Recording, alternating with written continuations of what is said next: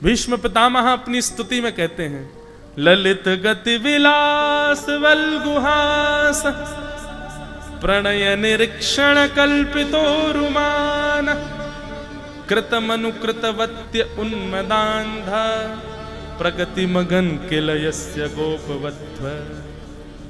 पुष्पताग्र छंद, भीष्म स्तुति। भीष्म पितामह कहते हैं, नाथ मैंने आपके सारे दर्शन किए। भगवान बोले कौन सा किया? बोले सुदर्शन चक्र में दर्शन किया है, शंख चक्र गदा पद्म चतुर्भुज रूप में दर्शन किया है, द्वारिकाधीश के रूप में दर्शन किया है, और तो और मैंने अर्जुन के सारथी के रूप में दर्शन किया है। वही चतुर्भुज नारायण का मैंने एक घोड़े के चाबुक को खींचते हुए दर्शन किया है। वही जगत नियंता जगदाधार को मैंने घोड़ों के पैरों से उड़ने वाली धूल में संलिप्त दर्शन किया है। मैंने आपके सारे रूपों का दर्शन किया है। भगवान बोले अच्छा, परंतु अब एक रूप के दर्शन की अभिलाषा है। कौन सा? बोले ललित गति विलास वल्गुहास। बोले आपकी जो ये ललित गति है, जब आप ललित गति से चलते हो, टेढ़ी मेढ़ी चाल जब चलते हो। महाराज जी, हमारे पूज्य नाना जी पंडित श्री कृष्णलाल शास्त्री जी, हमारे पूज्य पिताजी महाराज, पूज्य नाना जी, इन दो की कृपा से हमको व्यासपीठ मिली। तो हमारे पूज्य नाना जी ब्रज साहित्य के बड़े अच्छे विद्वान थे, वैयाकरणी भी थे, ब्रज साहित्य उनका बड़ा आनंदमय था।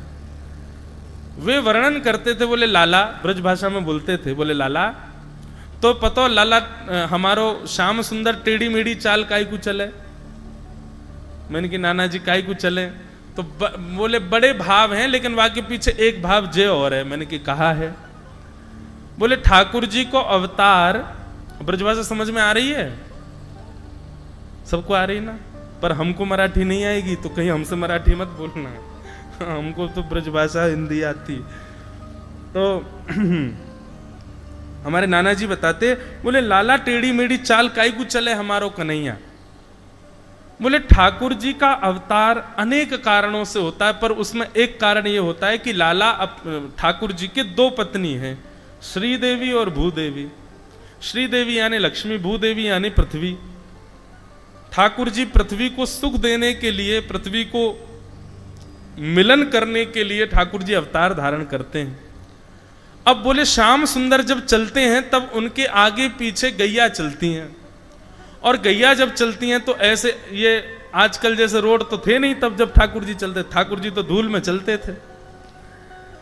तो जब आगे पीछे गैया चलती थी तो गैयाओं के खुरों से पृथ्वी में गड्ढे हो जाते थे, और उन गड्ढान को जब ठाकुर जी देखते तो ठाकुर जी के चित्त में एक प्रेम उमड़ आता अपनी दूसरी पत्नी भूदेवी के प्रति, कि अरे देखो ये गैयान के खुरन सो पृथ्वी में गड्ढे है गए, या को पीड़ा है रही होगी। तो ठाकुर जी ने भूदेवी से पूछी कि अरे भूदेवी तेरी पीड़ा कैसे दूर होवेगी?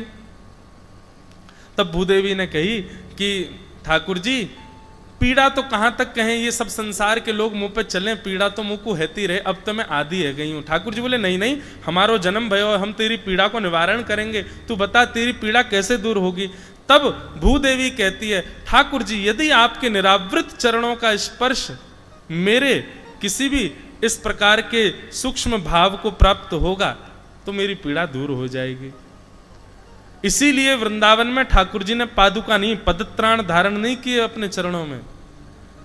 अब ठाकुर जी जब चलते हैं तो नीचे दृष्टिपूतम निषेध पादम, अपनी दृष्टि से नीचे देखते हुए चलते हैं, और जहां जहां ठाकुर जी को गड्ढे दिखाई देते हैं वहां वहां ठाकुर जी चरण रखते हैं। अब एक गड्ढा यहाँ पे, दूसरा गड्ढा वहां है तो ठाकुर जी वहीं चलते हैं, तीसरा गड्ढा वहां तो वहां जाते हैं, चौथा। तो इस प्रकार ठाकुर जी चलते हैं। दूर से देखने वालों को दिखता है ललित गति विलास वल्गुहास। ठाकुर जी को नाम ही धर दियो बांके बिहारी। बांके मतलब टेढ़े मेढ़े बिहारी। वो टेढ़े मेढ़े है नहीं, भूदेवी को सुख देने के लिए टेढ़े मेढ़े हो रहे हैं। ये भाव हमारे पूज्य नाना जी सुनाते थे। तो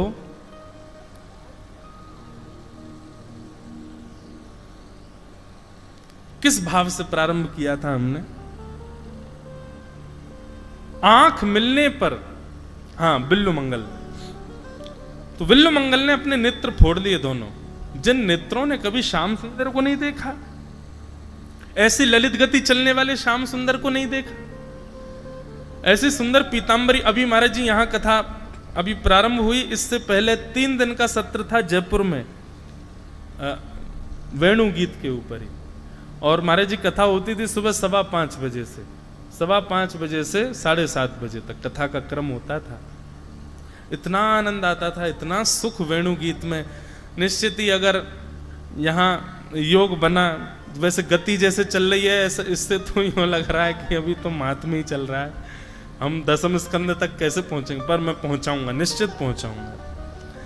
और जब वेणु गीत आएगा, बहुत सुंदर वेणु गीत, गोपी गीत का व्याख्यान सब सुनते हैं, गोपी गीत सब गाते हैं, पर हम दत्त भगवान के चरणों में गोपियों के द्वारा गाए गए 4 गीत हैं, वेणु गीत, गोपी गीत, युगल गीत और प्रणय गीत। इनमें से 3 गीत उनकी व्याख्या हम विशेष करेंगे, वेणु गीत, युगल गीत और प्रणय गीत। बहुत सुंदर है, प्रेम की एक अद्भुत पराकाष्ठा गोपियों के द्वारा। तो गोपियां कहती हैं, अक्षणवताम फलमिदम न परम विदामा। हमारे श्री वृंदावन के श्री राधा वल्लभ लाल जी को जिन्होंने अविराजित किया, ऐसे श्री हितरवंश महाप्रभु कहते हैं, ठाकुर जी देखा तो एक आंख से भी जा सकता था, आपने हमको 2 आंखें क्यों दी, आपने हमको 2 नेत्र क्यों प्रदान किए। श्री हितरवंश महाप्रभु गाते हैं, नव दुलहे ब्रजराज सावरो, नव दुलहे ब्रजराज सावरो, नव दुलहे ब्रजराज सावरो, नव दुलहे ब्रजराज सावरो, दुल्हन राधा गोरी, दुल्हन राधा गोरी, दुल्हन राधा गोरी, दुल्हन राधा गोरी, बसो मोरे नैनन में यह जोड़ी, बसो मोरे नैनन में यह जोड़ी। महाप्रभु जी कहते हैं, ठाकुर जी आपने हमको एक ही आंख दे देते, एक से काम चल जाता, इतनी मेहनत क्यों करी, 2 आंख क्यों दी। तब हमारे वृंदावन रस के भाव से श्री हितरवंश महाप्रभु कहते हैं, ओहो अब समझ आया आपने 2 आंखें क्यों दी हैं। बोले ताकि एक आंख में नव दुल्हे ब्रजराज सांवरो, एक आंख में सांवरो विराजमान होएगो, और दूसरे नेत्रन में हमारी श्री जी श्यामाजू श्री राधिका रानी विराजमान होंगी। ये 2 नेत्र आपने यहाँ हमारे दिए ताकि दोनों युगल इनमें विराजमान रह सके। इन नेत्रों को पाने का साफल्य बंधुओं और कुछ नहीं है। इन नेत्रों से संसार देखना, संसार के विषय देखना, संसार की भोग वस्तु देखना, संसार के प्राणियों को देखना, संसार के सौंदर्य को देखना, इन नेत्रों का कर्म नहीं है। किनको देखना है?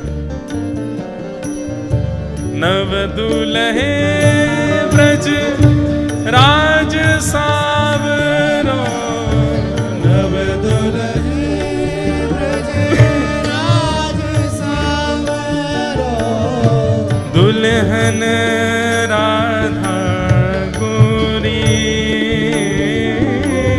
दुल्हन राधा गोरी, बसो मोरे नैनन में यह जोड़ी, बसो मेरे नैनन में यह जोड़ी। हित हरिवंश करी न्योछावर, हरिवंश करी न्योछावर, हित हरिवंश करी न्योछावर, हित हरिवंश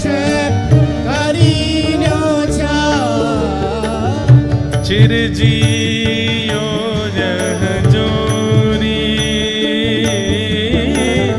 चिरजियो यह जोड़ी बसो मोरे नैनन में यह जोरी, बसो मोरे नैनन में यह जोड़ी, बसो मोरे नैनन में यह जोरी।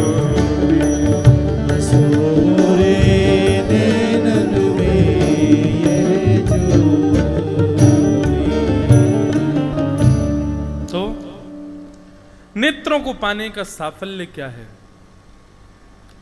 कभी श्री दत्त भगवान सचल रूप में हमको दिख जाएं तब समझो नेत्रों को पाया है।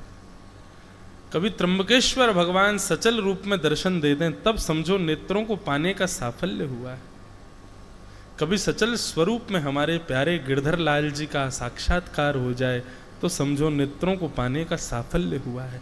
अन्यथा अगर इन नेत्रों से केवल उनको नहीं देखा बाकी सबको देख लिया तो फिर नेत्र पाकर के आपने उनका पूर्ण उपयोग जो होना चाहिए वो नहीं किया है।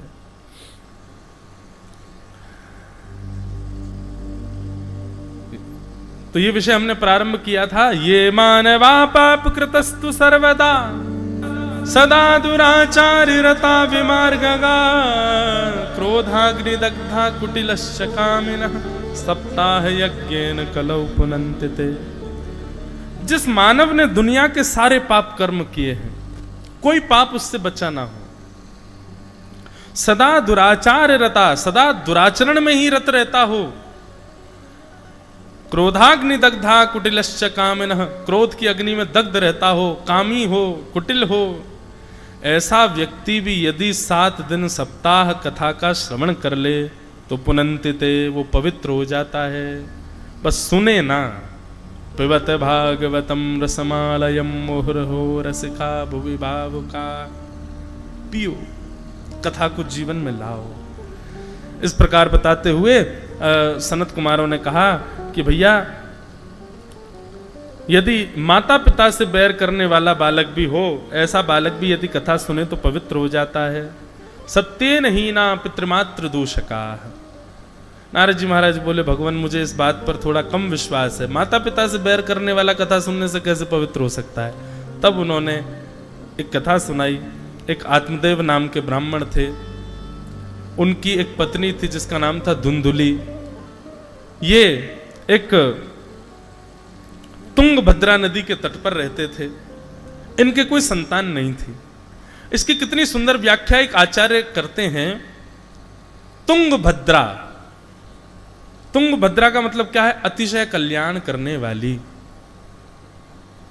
ऐसी नदी, उसके तट पर एक आत्मदेव ब्राह्मण रहते हैं। तो वे वर्णन करते हुए कहते हैं अतिशय कल्याण करने वाला संसार में कौन है? बताओ, बताइए। संसार में अतिशय कल्याण करने वाला कौन है? हमारा खुद का शरीर, जो जिसके लिए दत्तात्रेय भगवान कहते हैं देहो मम गुरु। ये देह हमारा गुरु है। सबसे ज्यादा संसार में कल्याणकारी यदि कोई है तो वो हमारा शरीर है। बस इस शरीर का उपयोग उस तरीके से किया जाए कि कल्याण करे। नेत्र, अरे दुनिया में कोई कल्याण करने वाला, संसार में कोई व्यक्ति आपका कल्याण किसी एक कारण से, आपका शरीर कितने प्रकार से आपका कल्याण करने के लिए तत्पर खड़ा है।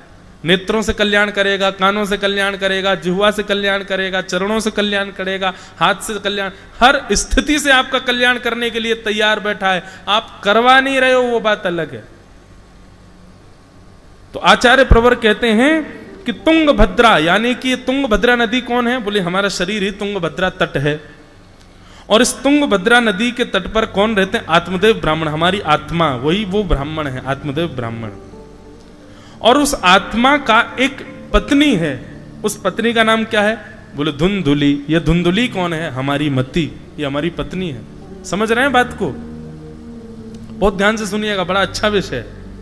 हम तो सोच रहे थे जल्दी पल्दी करके आगे निकले, अब अपने आप ही वो विषय ऐसा याद आया तो थोड़ा कह के बस चलते हैं। आज प्रथम स्कंद शुरू होगा। तो तुंगभद्रा यानी कि अतिशय कल्याण करने वाले शरीर में एक आत्मा रहती है जो कि आत्मदेव ब्राह्मण है, उसकी एक पत्नी है जिसका नाम धुंधुली है, यानी कि हमारी मति उसकी पत्नी है। और इस आत्मा के आत्मदेव के पास में सब कुछ है पर संतान नहीं है। संतान क्या है? सुख।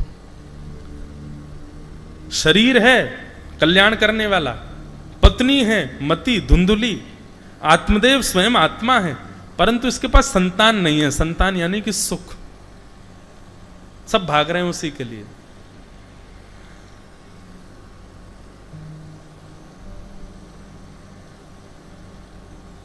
अतिशय कल्याण करने वाले तन के अंदर रहने वाले आत्मदेव का कल्याण क्यों नहीं हो रहा है? क्योंकि पत्नी धुंधुली है।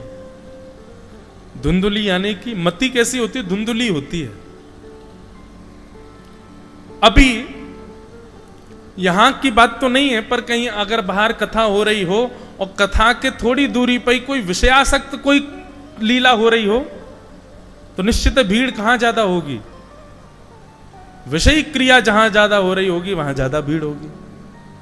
और कथा में भीड़ बुलाने के लिए प्रचार करना पड़ता है, लेकिन बीच चौराहे पर 4 लोग लड़ने लग जाओ, 2 लोग लड़ने लग जाओ, भीड़ अपने आप आ जाएगी। बिन बुलाए आवेंगे पहचान नहीं है तो भी आ जाएंगे। सांसारिक विषय भोग की वस्तु जहां दिखती है हमारा मन अपने आप भाग जाता है वहां पर। अतिशय कल्याण करने वाला शरीर तो है हमारे पास में, लेकिन मति धुंधुली है। मति धुंधुली है, उसको कल्याण नहीं दिखता है। उसको लगता है ये शरीर मिला है, इसके अंदर 10 नौकर मिले हैं हमको, पंच ज्ञान इंद्रिय पंच कर्म इंद्रिय। श्री डोंगरे जी महाराज अपनी कथा में कहते हैं इंद्रियां कौन है? हमारी नौकर हैं। पर हो क्या गया है? संसार के विषयों में आसक्त होते होते हम ऐसे हो गए हैं, हम नौकर बन गए हैं और ये 10 की 10 हमारी महारानी बन गई हैं। डोंगरे जी महाराज कहते हैं। तो धुंधुली क्या सोचती है? बोले कि कल्याण काय को करवाना है इस शरीर से, इससे तो भोग भोगो। नेत्रों से दर्शन क्या करने? नेत्रों से विषय देखो। कानों से कथा क्या सुननी? कानों से पुअर संगीत सुनो। जीव से प्रसाद क्या पाना है? जीव से तो अपने इच्छा मनवांछित इच्छा पूरी करने वाले उस व्यंजन को खाओ। पैरों से परिक्रमा क्या लगानी है? पैरों से तो ऐसी जगह जाओ जहां विषय मिले। हाथों से सेवा क्या करनी है? हाथों से तो दूषित कर्म करो। ये धुंधुली इस कल्याण करने वाले शरीर से उस आत्मदेव को सुख की प्राप्ति नहीं होने देती। लेकिन ये आत्मदेव बेचारा परेशान है, सुख चाहिए, पुत्र चाहिए। तो एक दिन आत्महत्या करने के लिए वन में जाता है और तभी वहां पर एक संत इसको मिल जाते हैं। वो संत इसको कहते हैं कि अरे आत्मदेव, इस जन्म क्या 7 जन्मों तक तुम्हारी संतान नहीं होगी। आत्मदेव चरणों में गिर जाता है, मुझे तो संतान चाहिए, चाहिए चाहिए चाहिए। संतों के पास जाकर के यही तो करते हैं हम। एक बार महाराज जी हाथ धर दो हमारे सिर पर। अब यहाँ तो चलो अपरश का भाव है, छूते नहीं एक दूसरे को। कई बार महाराज जी, कहीं की बुराई नहीं कर रहा हूं मैं, पर मध्य प्रदेश में कई क्षेत्र ऐसे हैं वहां कथा होती है तो लोग बाग प्रणाम करेंगे और तब तक झुके ही रहेंगे जब तक आप हाथ नहीं धर दो उनके ऊपर। अगर आपने बिना हाथ धरे निकल गए तो वो कहेंगे महाराज बड़ा बेकार है, आशीर्वाद ही नहीं दिया। आप दूर से अगर यूं ही कर दो तो इससे काम नहीं, हाथ धरो। और कई जगह तो ये है कि वहां ऐसे नहीं पीटा तो आशीर्वाद नहीं मानते। ऐसा भाव है लोगों के सब जगह, मुंडे मुंडे मतिर भिन्ना। तो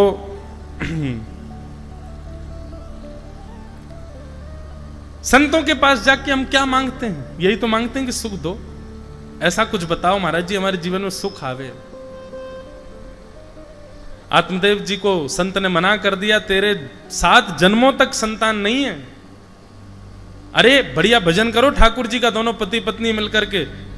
बंधु एक बात सदैव याद रखना, ठाकुर जी यदि मनवांछित इच्छा पूरी कर दें तो उनकी कृपा, और यदि मनवांछित इच्छा पूरी ना करें तो समझो उनकी विशेष कृपा।